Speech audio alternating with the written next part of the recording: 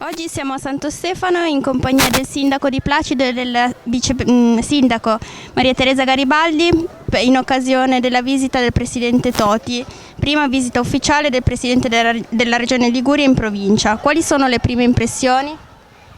Allora, siamo veramente contenti e soddisfatti di questa particolare visita che ha voluto renderci sul nostro territorio il presidente Toti.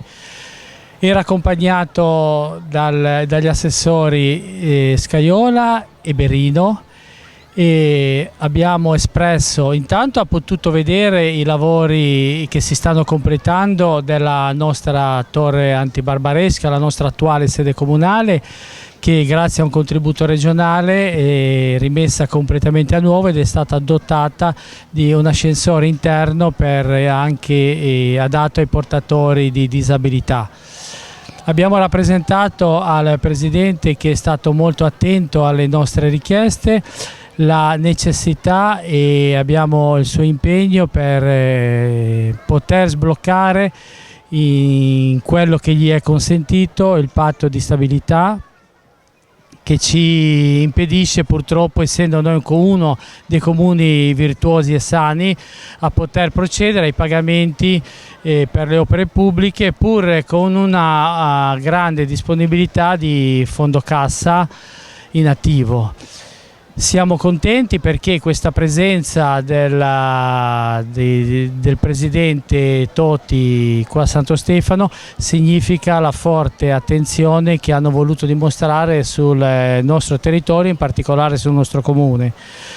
Nei prossimi mesi restituiremo noi la visita a loro, concretizzando quelli che sono gli impegni che oggi sono stati messi sul tavolo.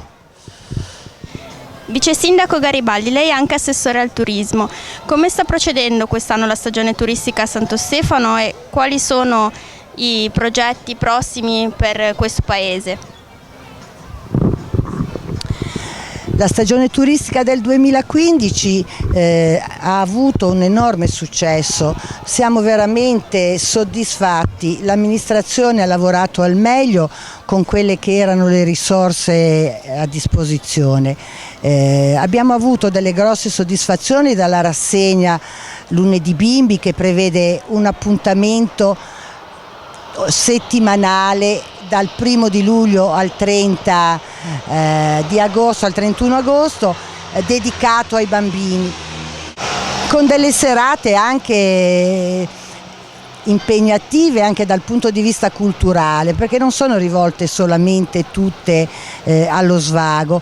Cerchiamo anche, come dire, di entrare a insegnare un pochino di storia. Ci sarà prossima settimana una serata medioevale molto ricca e i bambini, naturalmente, che sono delle spugne, che assorbono molto di tutto quello che vedono, di tutto quello che sentono, ne trarranno sicuramente vantaggio.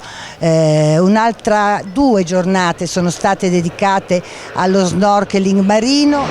L'associazione Informare di Imperia ha promosso queste giornate sotto il pelo dell'acqua e sono state interessanti anche e soprattutto per la conferenza che poi si è svolta nella serata e che ha spiegato perché e come ci si deve avvicinare al mare e che cosa bisogna fare per salvaguardarlo. Naturalmente il turismo del nostro territorio, credo un po' di tutta la provincia, ma sicuramente di Santo Stefano, è dedicato sicuramente al target delle famiglie.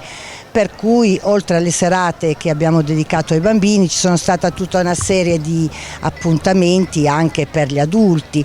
Ad esempio ieri sera un bellissimo concerto di un gruppo di Albenga, gli Stavolta mia moglie mi manda funk, molto divertente, simpaticissimo, che ha riscosso un grosso successo.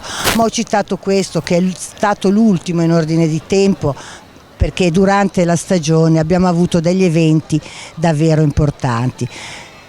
E soprattutto nella giornata della festa patronale i fuochi artificiali che abbiamo fatto alla sera dopo la funzione e dopo la processione sono stati molto apprezzati da tutti.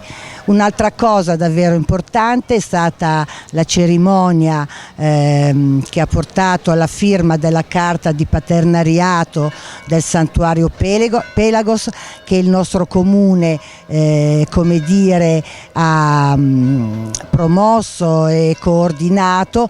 Alla firma partecipavano 8 comuni, 4 della provincia di Imperia e 3 della provincia di Savona, e l'adesione a questa carta e a questo progetto fa veramente sperare in uno sviluppo futuro turistico soprattutto, ma di un turismo dedicato poi ad un settore che dovrebbe svilupparsi su tutto l'arco dell'anno e non riferito solamente al periodo estivo. Questo dovrebbe portare un ritorno su tutte quelle che sono le attività commerciali. Sarebbe un passo verso quella destagionalizzazione di cui tanto si parla e che noi cerchiamo in ogni modo di portare avanti.